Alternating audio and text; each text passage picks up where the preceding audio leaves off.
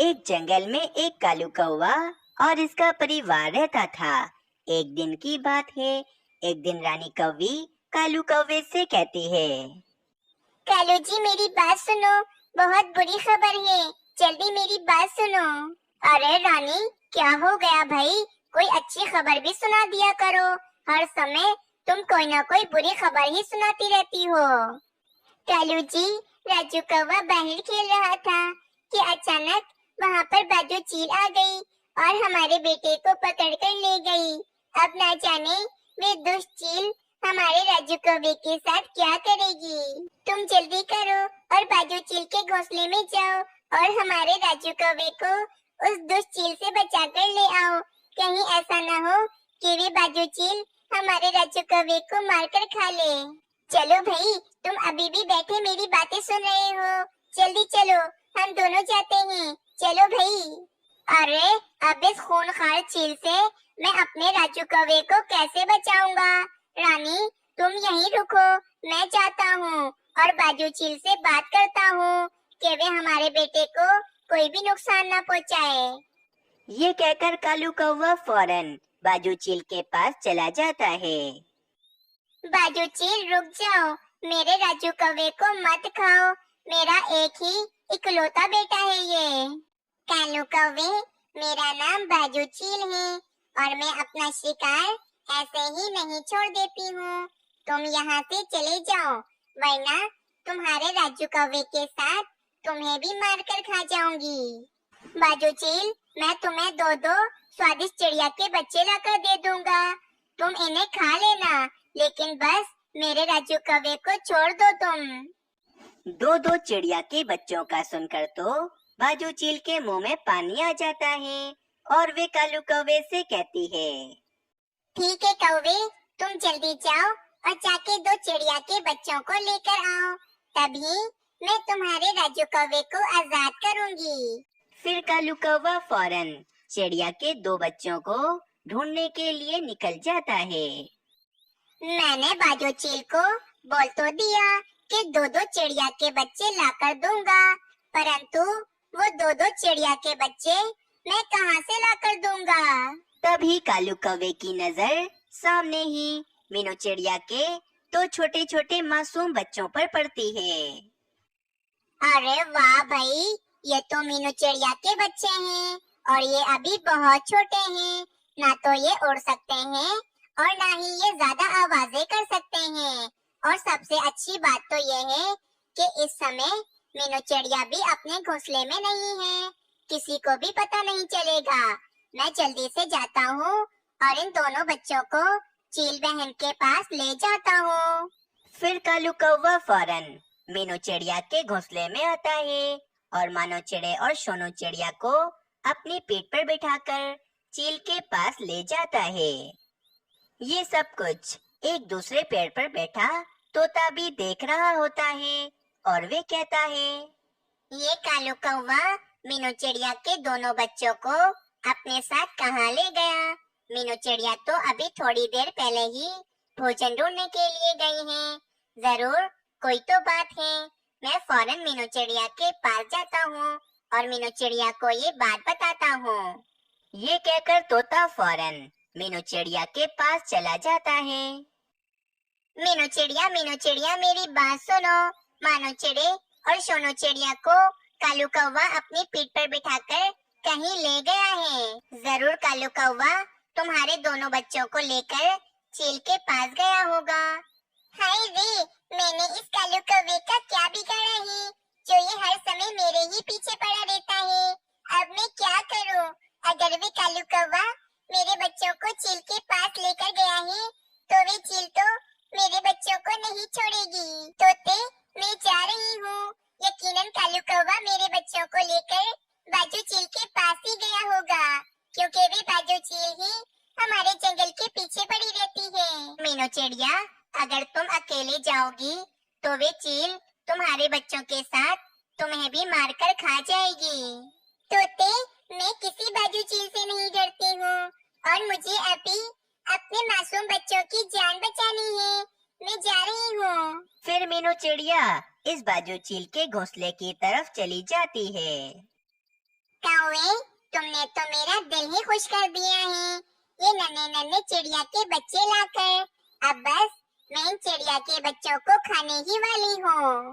बाजू चील, तुम जल्दी से इन नन्हे पक्षियों को खा लो और मुझे और मेरे राजू कौवे की जान छोड़ दो।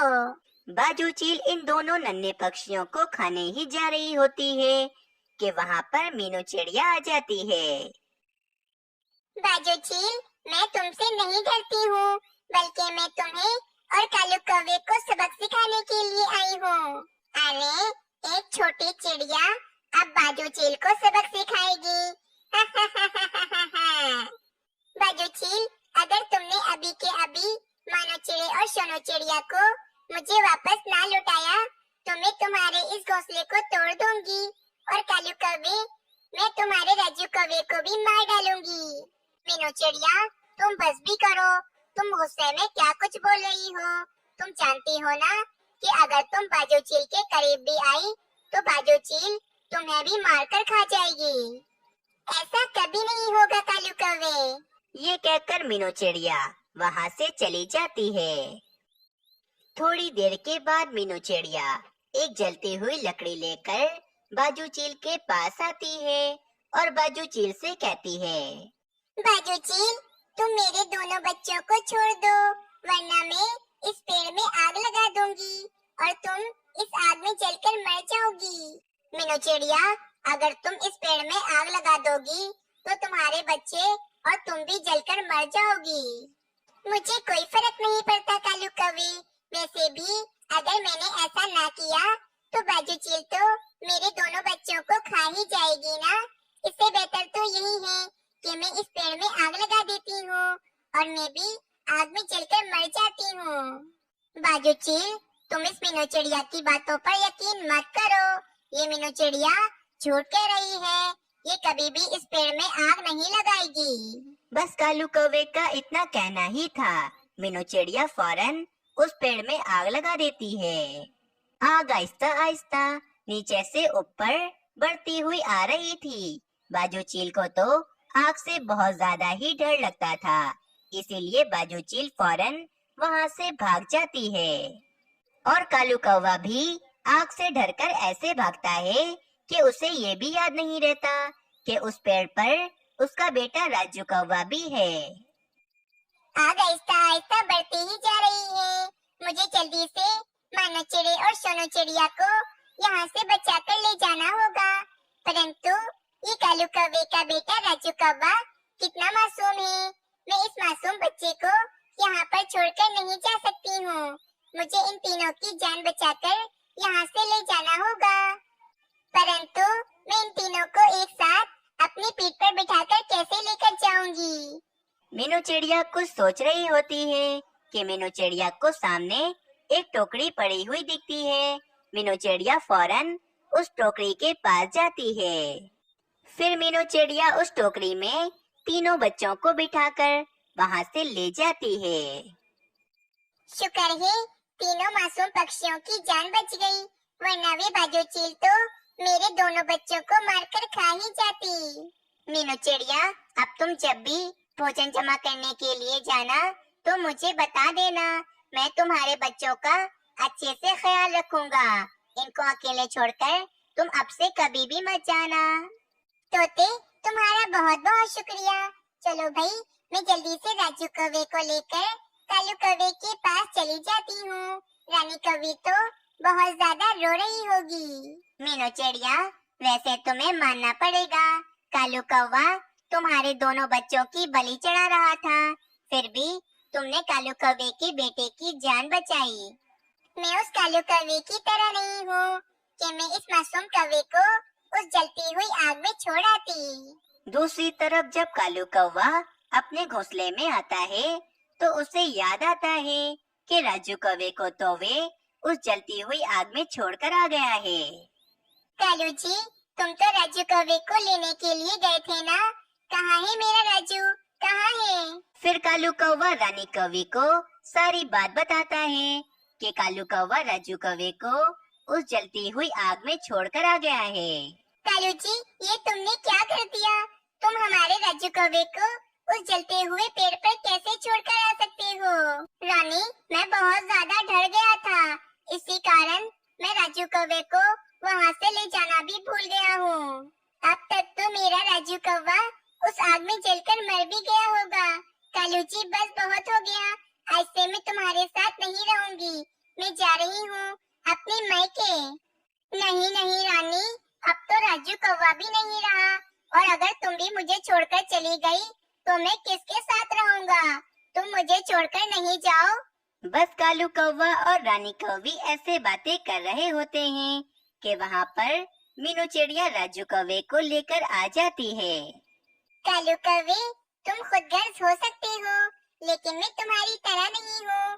मैंने अपने बच्चों के साथ तुम्हारे राजू कौवे की भी जान बचा ली है। राजू कौवे को देखकर रानी कौवी और कालू कौवा तो बहुत ज्यादा ही खुश हो जाते हैं। मीनू चिड़िया, मुझे माफ कर दो। मैं अपने बच्चे को बचाने के चक्कर में तुम्हारे दोनों बच्चों की बलि चढ़ा रहा था। बस करो कालू कौवे, तुम हर बार कोई न कोई गलती करके बाद में मुझसे माफी मांगते हो, लेकिन इस बार मैं तुम्हें माफ नहीं करूंगी और आज के बाद ना ही तुमसे कभी बात करूंगी। ये कहकर मीनू चिड़िया वहाँ से चली जाती है। इस कहानी से हमें ये सीख मिलती है कि हमें कभी भी स्वार्थी नहीं होना चाहिए। मीनू चिड़िया एक जंगल में रहती थी। मीनू चिड़िया को घरों में रंग करना बहुत ही ज्यादा अच्छे से आता था। पूरे जंगल में मीनू चिड़िया जैसा रंग कोई भी पक्षी नहीं कर पाता था, इसीलिए जंगल के पक्षी मीनू चिड़िया से ही अपने घर को रंग करवाते थे। जंगल में एक कालू कौवा भी रहता था। कालू कौवा मीनू चिड़िया से बहुत ज्यादा जलता था, क्योंकि मीनू चिड़िया इतने ज्यादा पैसे जो कमाती थी। मीनू चिड़िया के पास एक बहुत ही बड़ा घर था, जो कि मीनू चिड़िया ने बहुत ही मेहनत करके बनाया था। एक दिन मीनू चिड़िया घर को रंग कर रही होती है, तो मीनू चिड़िया बहुत ज्यादा थक जाती है और मीनू चिड़िया छांव में एक पेड़ के नीचे बैठ जाती है। आज तो मैं बहुत ज्यादा थक गई हूँ ये रंग कर करके। चलो जाके नदी से थोड़ा पानी ही पी आती हूँ। और फिर मीनू चिड़िया नदी से पानी पीने के लिए चली जाती है। मीनू चिड़िया नदी के पास आती है और नदी से ठंडा ठंडा पानी पीती है, और फिर थोड़ी देर में नदी के पास ही बैठ जाती है। इतने में वहाँ पर एक बुलबुल आ जाती है। वे बुलबुल मीनू चिड़िया से कहती है, मीनू चिड़िया, तुम तो यहाँ बड़े मजे से बैठकर आराम कर रही हो, मेरे घर को रंग कौन करेगा? चलो जाके मेरे घर को जल्दी से रंग करो। और फिर मीनू चिड़िया बुलबुल के घर को रंग करने के लिए चली जाती है। अगले दिन मीनू चिड़िया बुलबुल के घर को रंग करके एकदम तैयार कर देती है। बुलबुल भी अपने घर को देखकर बहुत ज्यादा खुश हो जाती है और मीनू चिड़िया से कहती है, वाह भाई मीनू चिड़िया, तुमने मेरे घर को कितना सुंदर बना दिया है। मेरा घर तो जो कोई भी पक्षी देखेगा बस देखता ही रह जाएगा। इतना सुंदर रंग किया है तुमने। बुलबुल बहन, मैंने आपका घर अच्छे से रंग कर दिया है। अब आप मुझे मेरे 10 गंदम के दाने दे दें ताकि मैं अपने घर में चली जाऊं। फिर बुलबुल मीनू चिड़िया को एक पोटली में 10 गंदम के दाने देती है और मीनू चिड़िया वे पोटली लेकर अपने घर की तरफ चली जाती है। चलो भाई, अब थोड़ी देर आराम कर लेती हूँ, उसके बाद मैं जंगल में जाऊंगी और जिस किसी पक्षी को अपना घर रंग करवाना होगा मैं उस पक्षी का घर रंग कर दूंगी। ऐसा कहकर मीनू चिड़िया थोड़ी देर आराम करने लगती है। दूसरी तरफ दूसरे जंगल के एक उल्लू महाराज अपने साले के लिए एक लकड़ियों का घर तैयार करवाते हैं, लेकिन अब उस घर में सिर्फ रंग करना ही बाकी था। अजी, आप इस घर में रंग कब करवाएंगे? आपने ये घर तो तैयार करवा दिया है, अब जल्दी से इस घर में रंग भी करवा दें ताकि मेरा भाई इस घर में रहना शुरू कर दे। हाँ जीजा जी, आप इस घर में जल्दी से रंग करवा दीजिए, मुझे अब इस घर में रहना है। बस आप जल्दी से जल्दी इस घर को रंग करवा दें। अच्छा ठीक है, मैं किसी अच्छे कलर वाले को ढूंढकर इस घर को रंग करवा देता हूँ ताकि तुम इस घर में आराम से रहो। फिर उल्लू महाराज अपने एक सैनिक को कह देते हैं कि वे किसी एक अच्छे कलर वाले को लेकर आए और इस घर में अच्छे से रंग करवा दे। उस सैनिक को पता था कि दूसरे जंगल में एक मीनू चिड़िया रहती है जो कि पक्षियों के घरों को बहुत ही अच्छे से रंग करती है। वह सैनिक मीनू चिड़िया के पास दूसरे जंगल चला जाता है। मैं दूसरे जंगल से आया हूँ और मैं उल्लू महाराज का सैनिक हूँ। उल्लू महाराज ने एक घर बनवाया है। अब उल्लू महाराज को उस घर में रंग करवाना है और मुझे पता है कि इस पूरे जंगल में आप बहुत ही अच्छे से घरों को रंग करती हो। इसीलिए मैं चाहता हूँ कि उल्लू महाराज के घर को भी आप ही रंग करो। लेकिन चिड़िया बहन, उल्लू महाराज ने वे घर अपने साले के लिए बनवाया है। अगर आपने उस घर में अच्छे से रंग ना किया तो उल्लू महाराज आपको सजा भी दे सकते हैं। नहीं नहीं सैनिक जी, मैं उल्लू महाराज के घर को बहुत ही अच्छे से रंग करूंगी और मैं उल्लू महाराज को कोई भी शिकायत का मौका नहीं दूंगी। बस आप मुझे उल्लू महाराज के पास ले चलें। और फिर वह सैनिक पक्षी मीनू चिड़िया को उल्लू महाराज के पास ले जाता है। उल्लू महाराज, ये मीनू चिड़िया है। इसे मैं दूसरे जंगल से लेकर आया हूँ। ये पक्षियों के घरों को बहुत ही अच्छे से रंग करती है। मैं चाहता हूँ कि आपने अपने साले के लिए जो घर बनवाया है वे घर ये मीनू चिड़िया ही रंग करे। मीनू चिड़िया, तुम्हें अच्छे से रंग तो करना आता है ना, क्योंकि ये घर मैंने अपने साले के लिए बनवाया है। अगर मेरे साले को घर पसंद ना आया तो मेरी पत्नी मुझे बहुत सुनाएगी और अगर मेरी पत्नी ने मुझे सुनाया तो मैं तुम्हें सजा दूंगा। नहीं नहीं उल्लू महाराज, ऐसा कुछ भी नहीं होगा। मैं घर को बहुत सुंदर रंग करूंगी। आपके साले को वे घर बहुत पसंद आएगा। ठीक है मीनू चिड़िया, तुम जाओ और जाकर उस घर को अच्छे से अच्छा रंग कर दो। 2 दिन का समय है तुम्हारे पास। 2 दिन के बाद मैं अपनी पत्नी और अपने साले को लेकर वे घर देखने के लिए आऊंगा और अगर मेरे साले को वे घर पसंद ना आया तो मैं तुम्हें कड़ी से कड़ी सजा दूंगा। मीनू चिड़िया को अपने पर बहुत ही पक्का यकीन था कि मीनू चिड़िया उस घर को भी बहुत ही अच्छा रंग करेगी। फिर वे मीनू चिड़िया उस घर को रंग करने के लिए चली जाती है।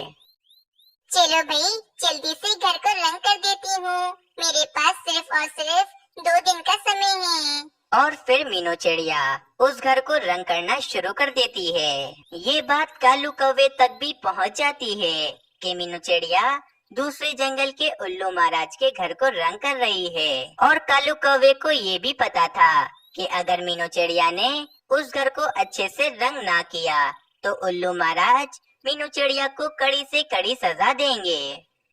अगर मीनू चिड़िया ने उल्लू महाराज के घर को अच्छे से रंग ना किया तो उल्लू महाराज मीनू चिड़िया को कड़ी से कड़ी सजा देंगे। और मैं तो यही चाहता हूँ कि मीनू चिड़िया को कड़ी से कड़ी सजा हो ताकि मेरा बदला पूरा हो। लेकिन मुझे कोई ना कोई तो तिगड़म करना ही पड़ेगा, क्योंकि मीनू चिड़िया तो उल्लू महाराज के घर को बहुत ही अच्छा रंग करेगी और मुझे किसी भी तरह उस घर का रंग खराब करना होगा। कालू कौवा बहुत ही ज्यादा होशियार था, इसीलिए कालू कौवे के दिमाग में एक शैतानी योजना आ जाती है। अगली सुबह हो जाती है। मीनू चिड़िया उल्लू महाराज के घर को अच्छे से रंग कर तैयार कर देती है और वे घर तो बहुत ही ज्यादा सुंदर दिख रहा था। मैंने तो इस घर में बहुत ही जल्दी रंग कर दिया है। उल्लू महाराज तो अपनी पत्नी और अपने साले को लेकर कल आने वाले हैं। वैसे मानना पड़ेगा, मैंने इस घर को बहुत ही सुंदर रंग किया है। उल्लू महाराज के साले जी को ये घर बहुत पसंद आएगा। फिर ये कहकर वे मीनू चिड़िया अपने घर की तरफ चली जाती है। दूसरी तरफ कालू कौवे को पता चल जाता है कि मीनू चिड़िया ने उल्लू महाराज के घर को अच्छे से रंग कर दिया है। कल सुबह उल्लू महाराज अपनी पत्नी को लेकर और अपने साले को लेकर उस घर को देखने के लिए आने वाले हैं। मुझे इससे पहले उस घर का रंग खराब करना होगा। फिर कालू कौवा एक काले रंग की बाल्टी लेकर उल्लू महाराज के घर की तरफ चला जाता है और कालू कौवा उल्लू महाराज के घर पर पूरा काला रंग कर देता है जिससे वे घर बहुत ही ज्यादा बुरा दिख रहा था। मैंने इस घर को पूरा काला कर दिया है। अब जब उल्लू महाराज अपनी पत्नी और अपने साले के साथ इस घर को देखने के लिए आएंगे तो वे बहुत ज्यादा गुस्सा होंगे और वे मीनू चिड़िया को सजा देंगे। चलो अब मैं अपने घोंसले में चला जाता हूँ। अगर मुझे यहाँ किसी ने देख लिया तो उल्लू महाराज मुझे ही सजा दे देंगे। फिर वे कालू कौवा उस घर पर काला रंग कर वापस अपने घोंसले की तरफ चला जाता है। बाप रे, मेरे गले में जो हार था वे हार कहाँ चला गया?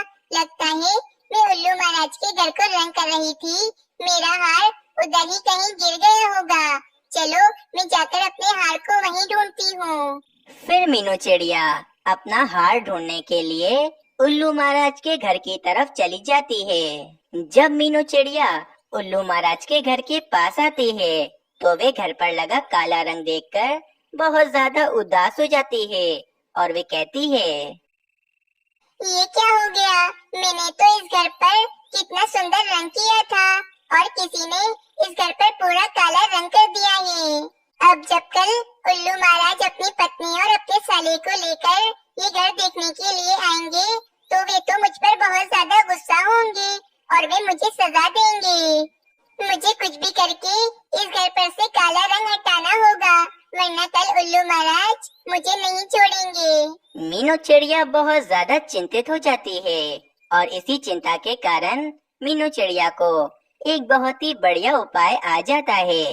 मैं बादल भैया के पास जाती हूँ और बादल भैया से कहती हूँ कि वे बारिश करें ताकि इस घर पर लगा सारा काला रंग उतर जाए और जो रंग मैंने किया था वे रंग वापस आ जाए। फिर मीनू चिड़िया बादल के पास चली जाती है। कुछ देर के बाद मीनू चिड़िया बादल को बुलाकर ले आती है और काफी ज्यादा तेज बारिश शुरू हो जाती है। बारिश के पानी के कारण उस घर पर से काला रंग उतर जाता है और जो रंग मीनू चिड़िया ने किया था वे रंग वापस आ जाता है। बादल भी अपना काम करके वापस पहाड़ों की तरफ चला जाता है।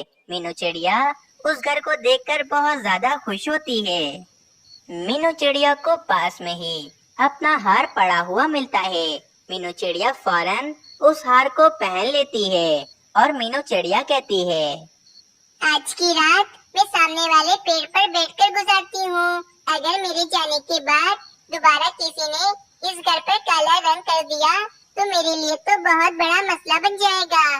इसीलिए आज की रात मैं यहीं रुक जाती हूँ और इस घर पर ध्यान रखती हूँ। मीनू चिड़िया उस घर के सामने वाले पेड़ पर बैठ जाती है और पूरी रात मीनू चिड़िया उस घर पर ध्यान रखती है कि कोई उस घर पर आकर काला रंग न कर दे।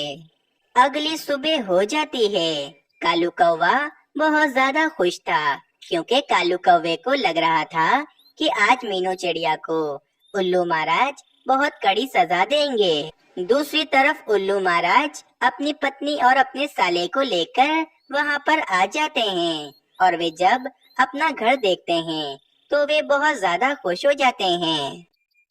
चिड़िया, तुमने इस घर पर बहुत सुंदर रंग किया है। मुझे ये घर बहुत ही ज्यादा पसंद आया है। मेरे साले को ये घर पसंद आया।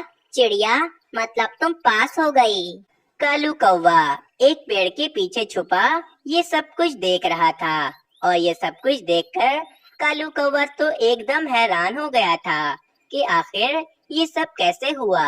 दोस्तों, इस कहानी से हमें ये सीख मिलती है कि जो कोई सच्चा और अच्छा हो हम चाहकर भी उसके साथ बुरा नहीं कर सकते हैं। आप सबको ये कहानी कैसी लगी हमें कमेंट में जरूर बताएं।